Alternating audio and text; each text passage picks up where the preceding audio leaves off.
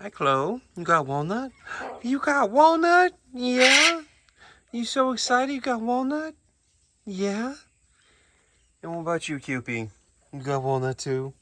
You got walnut too? Oh, look at it. Yeah. You guys excited? Are you excited? Oh, she dropped her walnut to dance. You dancing? Chloe! Hello, Chloe. Hello, Chloe. Cupie, is there anything going on in there? Oh my goodness, look at them. Oh, they were all sitting in the bowl together. All right, let me get your empty bowl and clean up all the food. They're so cute sitting in the bowl, though.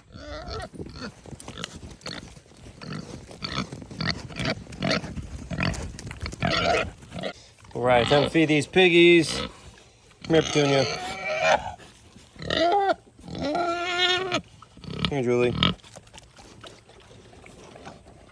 Daisy. Little girl Daisy.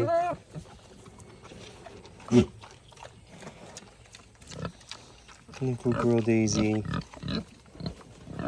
Julie. Julie. Ow. Got me. Why do you always bite? Daisy. You said Daisy? Not for Kit Kat, no.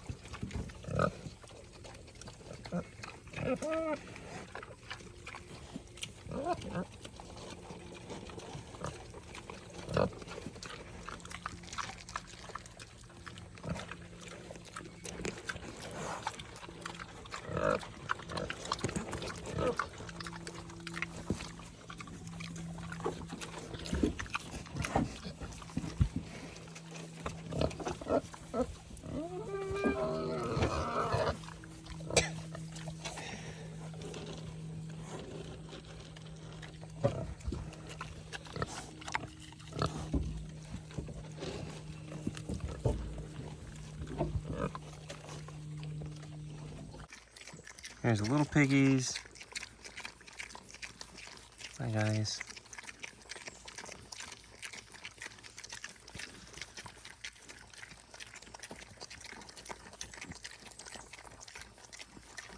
So we got Wilbur and Amy Swinehouse and Molly and Puddles.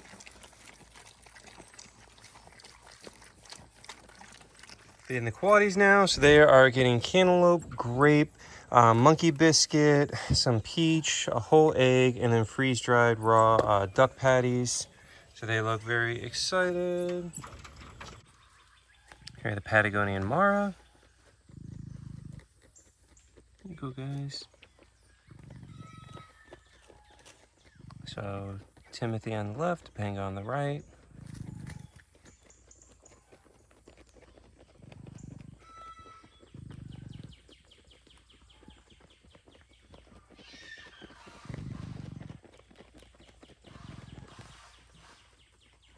They're very cute.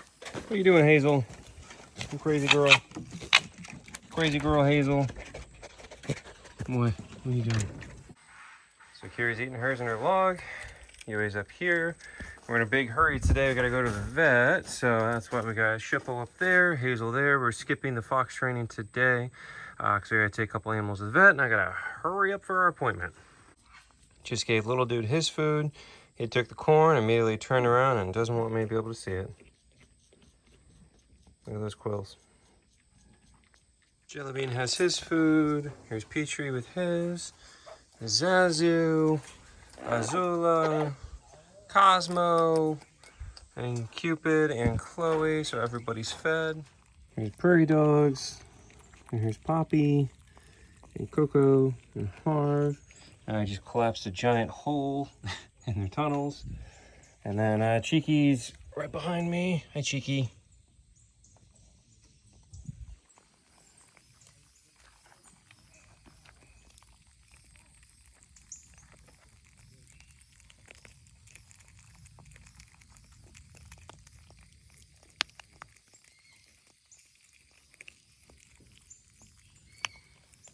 It is so humid out, guys. Like, I'm just dripping. I don't know if you can, like, literally just dripping sweat, like pouring off of me. It is so humid out. We have Cosmo, Suki, and Jellybean going to the vet today. I just want to get everybody checked out. I like to do yearly blood work with all of the birds, so this is a good start. You know, we have new birds, so I want to get them checked out.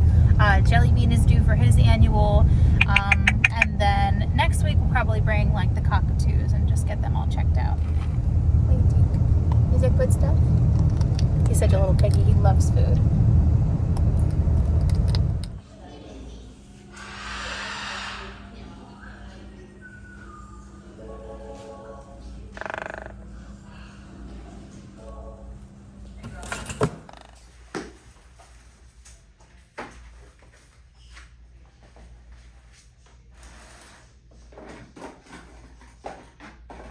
So we're at the vet now, and we just had Suki. We just weighed her, and so we're just checking. We're gonna do blood work. We do annual blood work on everybody, and so we're gonna do that. We're also gonna check her toes. She's got kind of weird toes.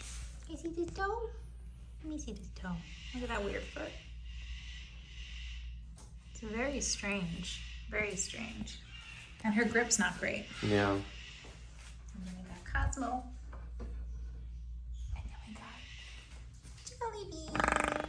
Jellybean.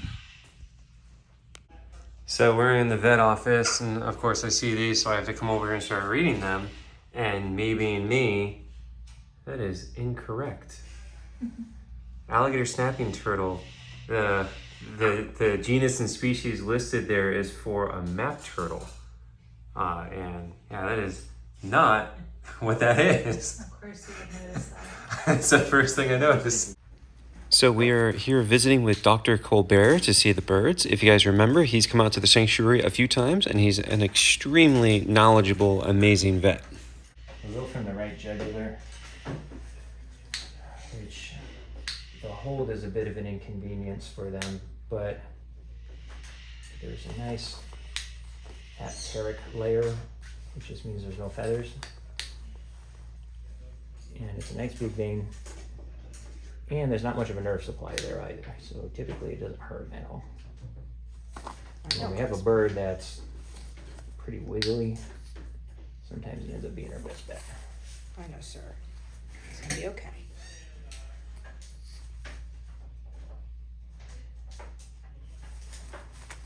Sir, I know. All right, maybe just a quick little.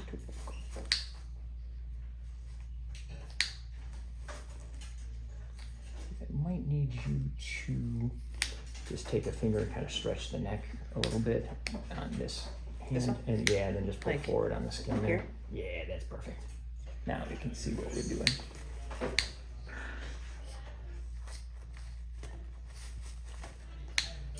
All right, we're good, buddy.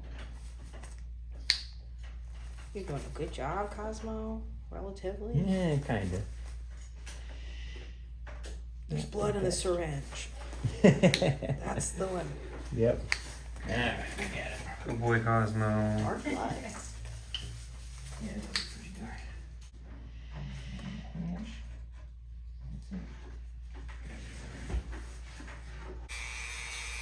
His nails aren't bad at all, so I'm just going to put the very tips of them, especially since he's an older bird as well. I don't want to take too much grip away from him. So we do just enough where we don't have to worry about him like getting stuck in something.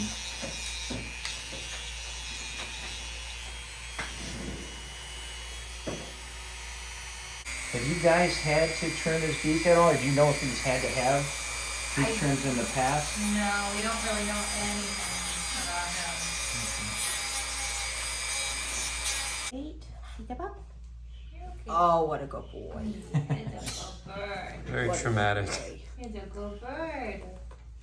Yeah, he's like, well, I'm used to that sort of thing happening. What is he?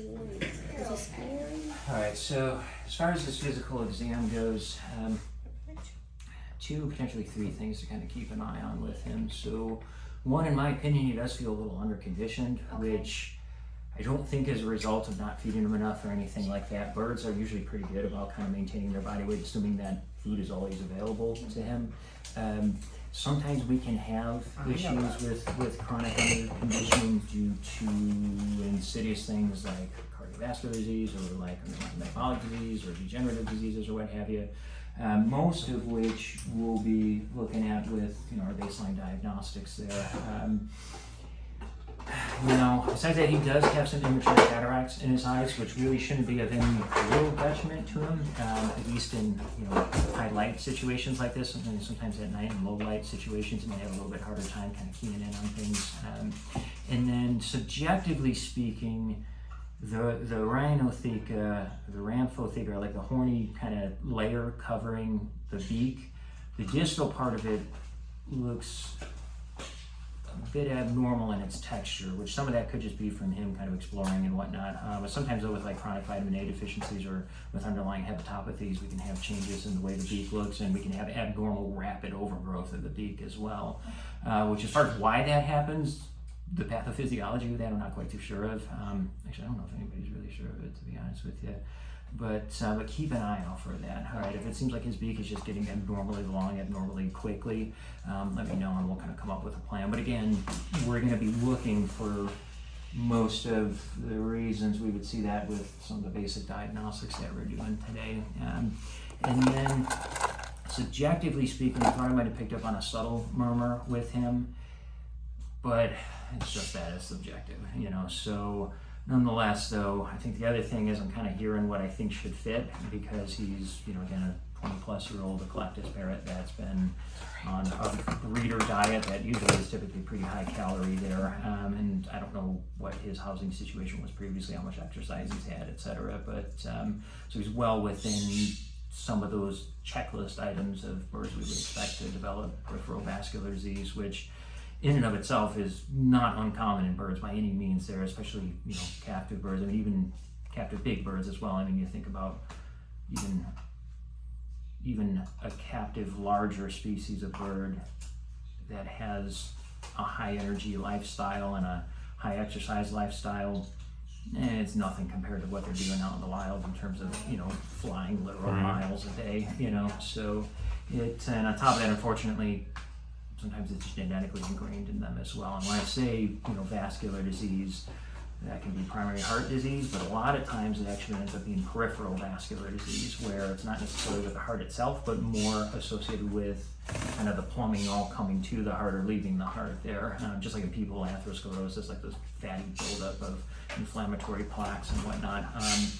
And the challenging thing is, short of an echocardiogram, which is what we ended up doing on Olaf, that's kind of the best we have, but that's only looking at the heart itself and maybe the very proximal aspect of the greater vessels there, which sometimes we can pick up on atherosclerotic lesions in the proximal vessels, which then we would just assume that we have it elsewhere. There are people that are doing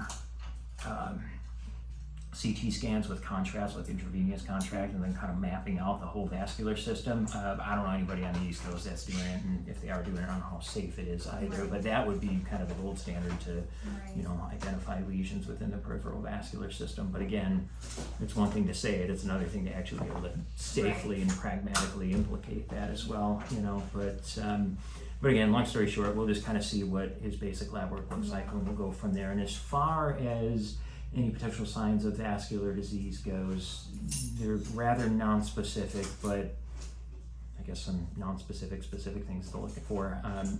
It'd be if keep an eye on his grip strength. Let me know if he ever seems to have an issue gripping with one foot or the other, especially if he's ever walking with like a foot balled up. If he's ever fallen for no reason, let us know. He should bounce back pretty quickly from an exam like this, so if we get him home and he still seems like he's really tired, that's definitely abnormal. So we got to consider everything we did here was stuff to kind of get his little heart going quite a bit, not on purpose obviously, but so yeah, we'll kind of keep an eye on some basic things like that. And then obviously any seizure events or any stroke-like events, which again goes back to the foot kind of not working correctly, or sometimes they'll kind of just be looking like they're all spaced out and they're not quite responding as well as, Which he did as feel they a should. little off when I put him back, so we might need to check him out before you guys leave. Yeah, it's and then sometimes we can have issues with picking all of a sudden over the wings or over the legs or targeted over the chest. in birds that have never picked in their life before. But yeah, just keep an eye on some basic stuff there. And What's again, that associated with? so it can be associated with a couple of things there. So sometimes with peripheral vascular disease and loss of blood flow to the extremities, we'll kind of get like a pins and needles feeling, like if you fall asleep with like your legs crossed and you wake up and legs kind of dead. It's sometimes with targeted picking over the chest, we can have that associated with some degree of underlying angina. I shouldn't say we can, but we assume. It's, I mean, there's a million different things that can cause feather picking in a bird though. But point being, just keep an eye out for any subtle changes in them there. Yeah, so I think so far so good with him. He actually seems like he's bouncing back just fine. Yeah, his grip was just a little soft when I put him back in his face. Sorry, buddy. So this is going to be part of our baseline diagnostics, and this is just a very, very basic culture and sensitivity. So we're not microbiologists back in the lab, but what we like to use is 4 different mediums here. So in the quick sort of sense, these 3 are looking for any bacterial isolates. This one's kind of a catch-all. This one we're looking for gram-positive organisms. This one's we're trying to isolate out gram-negatives. And then with this one, this is a medium that's impregnated with chloramphenicol, which is a type of antibiotic. So with this one, we're seeking to grow out any sort of fungal elements. And it's not really so much as to what grows out, but rather what grows out and what it's sensitive to. All right, so really that's the big takeaway from this. And if we do get some uniform growth from any of those samples that we ended up taking samples from, swabs from, then we'll take that growth and we'll replate it out on a nice petri dish, and we'll physically place antibiotic impregnated discs on it and pretty much look at it and see what kills off the bacteria. All right, and the point being, it allows us to correctly and safely choose the correct antibiotic for whatever we're trying to treat. So it kind of takes a little bit of guesswork out of things, and it allows us to be a little bit more responsible with our antibiotic selection as well. So we're not just grabbing like the most potent one off the shelf and just randomly throwing it at them there, because down the road, if we are doing that kind of willy-nilly, then if we do get something that's truly resistant, then we kind of just shot ourselves in the foot if we move back to... If only so many human doctors understood what you just said. Well, I mean, it's... And again, this is just very rudimentary as well. I mean, if we were to send it out to a laboratory, they're a little bit more specific with things, but it's also a lot more expensive as well, which I can guarantee you 99% of people coming in here are going to be like, yeah, no, we're not doing that, which is completely understandable. Yeah, but I mean, you're more selective and more reserved on your antibiotic treatments than most human doctors I've consulted with. Like, I'd really like to see that. Yeah, and this is all Dr. Stevenson's idea as well. So they were just following in Dr. Stevenson's footsteps. Now we've got Suki, the golden conure, burritoed up. Oh. Yeah, and we'll go through the hold as well, because a lot of people tend to panic a little bit when they see a bird being held by what they think is the neck, and we're not holding them by the neck there. I mean, her neck might be this thick, if that, and essentially we got her big little lollipop head on top of that. So essentially what we're doing is we're just putting a very, very loose ring around that neck and securing gently under the mandible. Supporting the jaw. Yeah. So Yeah, my think about, like, fingers are somebody just walking right underneath around. it. Yeah, Right I usually here. think about somebody walking around like neck brace. I know a rear naked choke when I see one.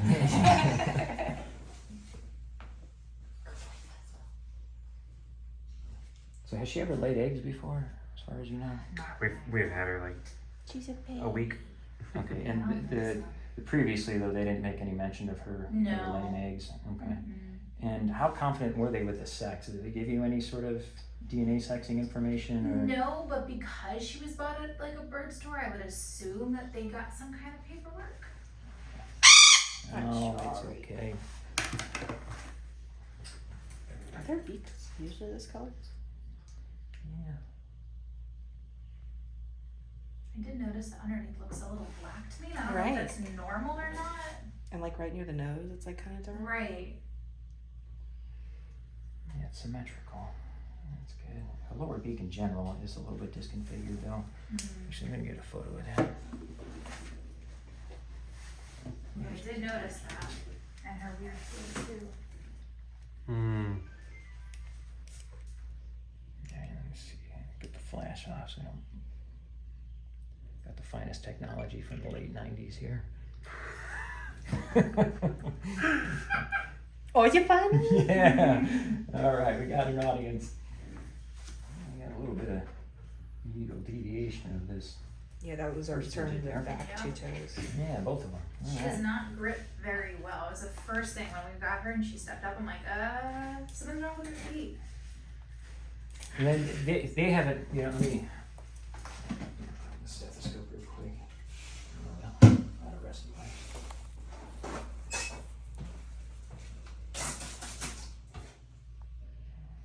Good listen to that.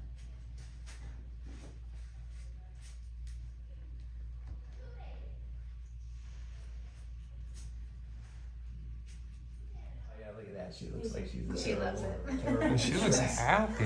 She's Oh, like, she's whatever. she's enjoying this. Yeah, see? Fun stuff. Huh? Yeah, Cosmo. Not that bad. Not that bad. Well, we haven't stabbed her yet, so Yeah, we'll sure. see. It's, well, She opened her eyes. What'd you say? Oh. hey. All right, so we'll take a listen to the peristernum on both sides. And we'll take a kind of listen in like a couple of different quadrants for any sort of heart murmurs or anything.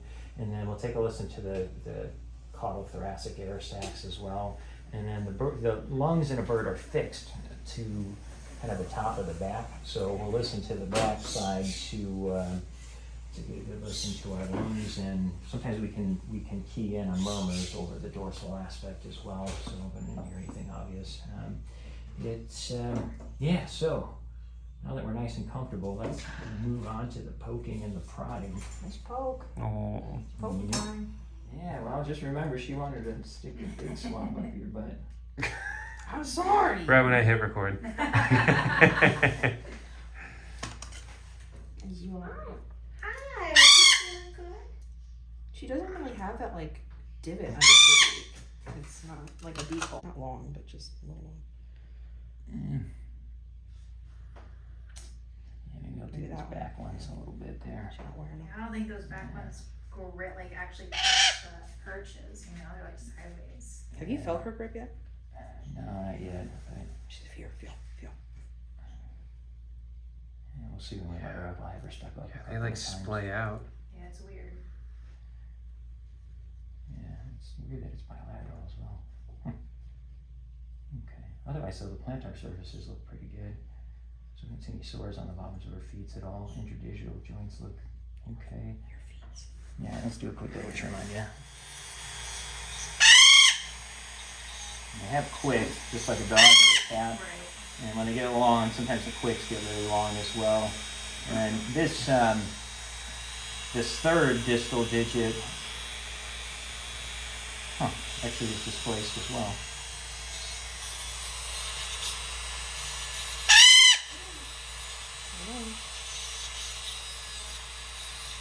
A couple of new feathers growing in, flight feathers. So if you ever hear anybody talk about a blood feather just refers to a feather that's currently growing in. So since she's being so good, I'll show you. So you see the proximal aspect of this calamus, or this quill, is clear, and then if we go up one, you see it's that dark blue. That's all filled with blood, and that's normal. That's completely normal. That's just a normal feather growing in, since their feathers grow a little bit differently than our hair does. You know, so you think about like when you trim your hair, it's kind of constantly growing from the top. And with a bird, when you trim a feather, that feather has to fall out before a new one will sort of grow in and occupy the spot. And before we finish, check her preen gland.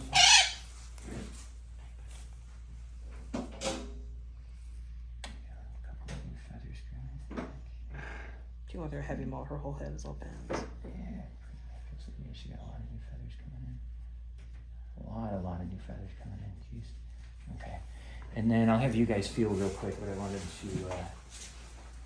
to demonstrate. So when the bird is in profile, crop is up here, and the crop is just where food is stored before it goes down into the proximal GI tract. And then below the crop, you'll feel the sternum on the midline. So if you want to feel that. That's crop. That's keel bone. Crop up. Where the keel bone ends, that's crop. Okay. Yep. All right, now the whole reason for feeling that is you're going to use that as our baseline for determining the body conditioning. So we will palpate the keel on the midline, and then we'll palpate the muscling and the subcutaneous tissue all the way down into the wing area.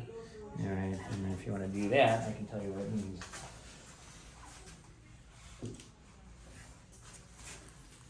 So I would say, to me, not knowing anything, that bone feels prominent and she feels skinny. But Oh, I thought. no. I thought she feels good. See, I think she's So- skinny. And then the final thing is when you get to the back of the keel, the very end of it, you'll feel the abdomen, and that should tuck up at like a nice 45-degree angle as well. All right. Which again, the reason that's important to do, especially on female birds, is sometimes that, if we're You can feel the reproductively egg. active, or right, you can feel an egg in there. But in older birds that are developing like organomegaly, like a large liver, or in birds that are starting to develop some degree of like coelomic distension to There you go. There you go. due to fluid accumulation. Ooh, sometimes you can catch it early, all right? And it's, all right, well, we'll let her relax for a second. I want to have her step up a couple of times before, she can't get a good grip. yeah, before she goes. We'll give her some time just to relax for a bit first. Oh, Jellybean. All right. We call him a rainbow knife chicken. He does like to stab. Yeah, so this is kind of fun. So we're moving on to a completely different order of birds. Like the taxonomy of birds is just crazy. Your tongue is crazy. There's so many different Yeah, it species is. of birds. Alright, so we were dealing with citizen birds. Now we're moving on to the ram-fasted birds. But I'm fastos. Hi, buddy. Yeah. Oh my gosh. Yeah. Yeah, definitely not get my face too close to that beak, that's for sure. He will nail He you. had like 5 chances to bite me and he didn't. He's And I'm like, pretty thank you good. for not biting me while I was literally grabbing you. So I appreciate it. I'm sorry I had to grab you. He said, come on.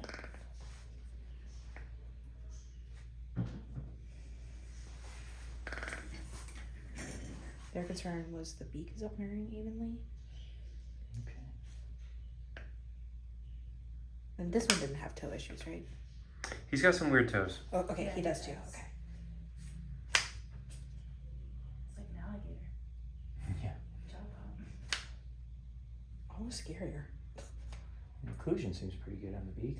Is it just a wear on the sides Yeah, here? just the wear on the side, but it's Okay. like progressively getting worse. Like he's not wearing it down evenly. We were told that's normal. But I also I mean, it looks yeah. just like normal wear and tear on the beak there. And you see the same thing with parrots as well, but we'll take a closer look. All right. I have a habit of getting my face really close to him. Oh, yeah, perfect. Thank you.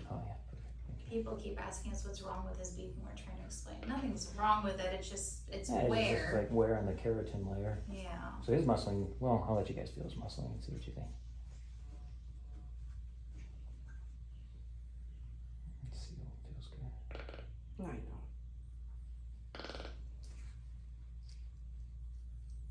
God, your tongue. That's insane. It's like a feather. Yeah. I guess I had never seen gizmos. It's rodeo time.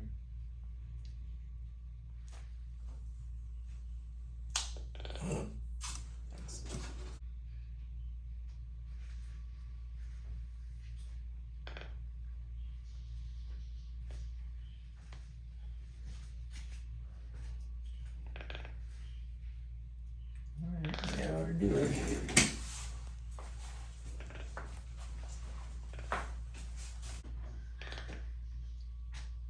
You did. I know. Okay. Oh, good job, buddy. Don't bite me. I'm just fixing this. Okay.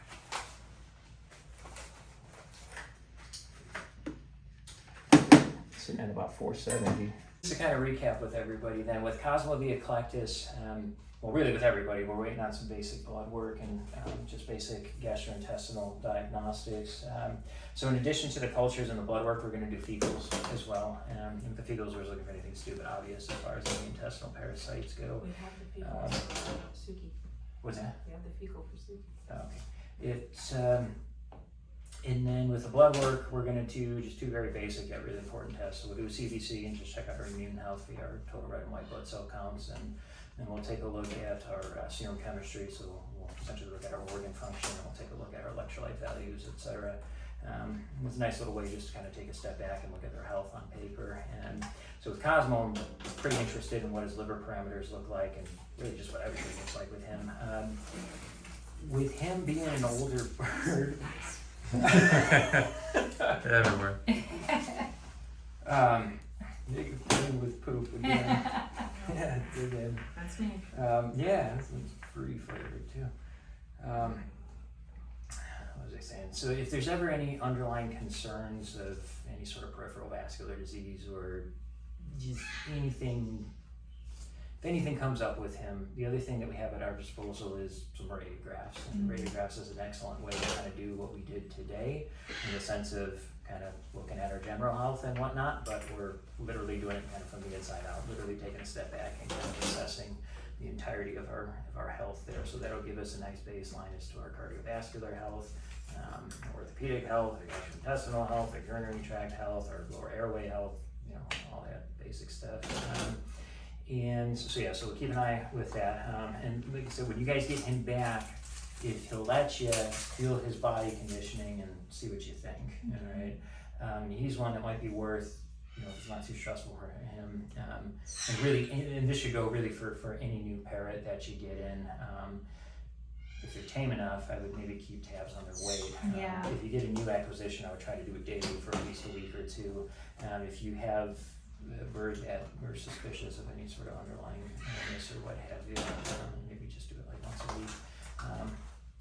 And then for the golden conure, you know, kind of have to keep an eye on how well we're getting around. If it ends up getting any worse, like if the lameness ends up getting any worse, which she's not really lame per se, she's just kind of awkward. Yeah. So I guess the awkwardness gets weird, or it progresses to lameness in the sense where we're having issues, you know, bearing weight correctly, or we're starting to see sores develop on the feet or what have you. We can always, again, get some radiographs and just see what our basic orthopedic health looks like. And as far as why she's disconfigured in the first place, I mean, she was either born with it or suffered some degree of trauma. I think those would really be the two differentials. And at this point, you know, as long as she seems comfortable, I'm not really too worried about it. But if anything comes up, just let me know. We can come up with a plan.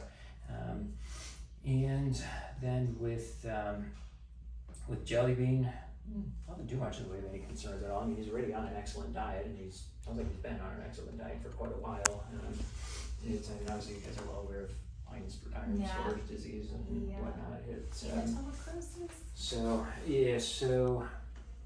So far so good. And again, we're doing all the same basic stuff with him as well.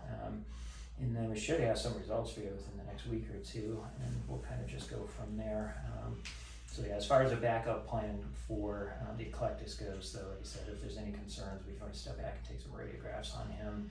Because unfortunately, we usually don't diagnose degenerative diseases or vascular diseases until something rather catastrophic has happened, and sometimes you'll get any warning. And I know, our followers know that well, because that has happened to us before. Even with the yearly blood work, you know. And you know, I think if you went to your primary physician and you know they had any suspicion of cardiovascular disease, or it was in your family or what have you, and there's ancillary testing that can be done. And I mean, you know, obviously you can take a blood pressure on, you know, a human or what have you, but you can take blood pressures on birds, but they don't really mean a whole lot. Right. Likewise, they're not going to sit still when you get a blood pressure monitor either, and they're going to be absolutely terrified as well. So what those results mean is really equivocal.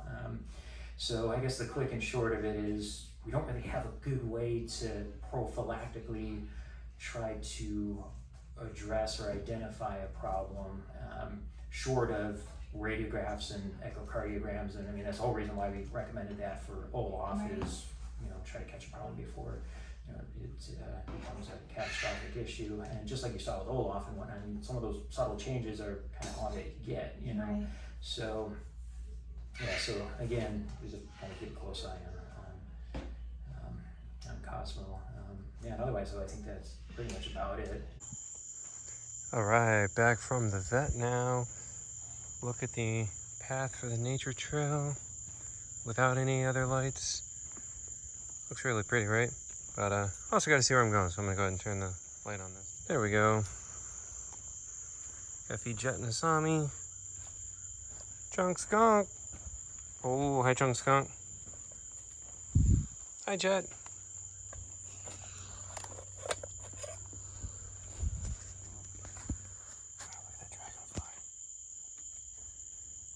That is a massive dragonfly.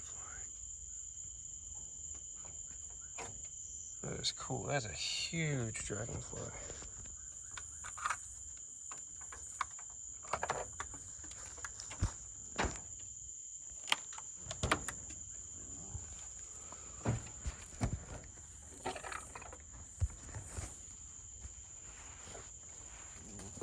Let's go, Asami.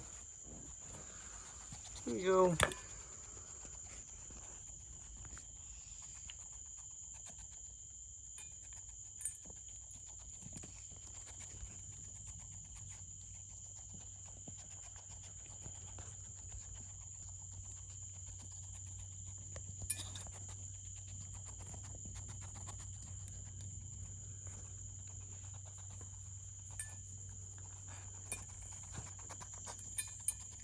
She's trying to get those worms. She's got super worms and peppers and peach and an egg. Oh, she got a pepper.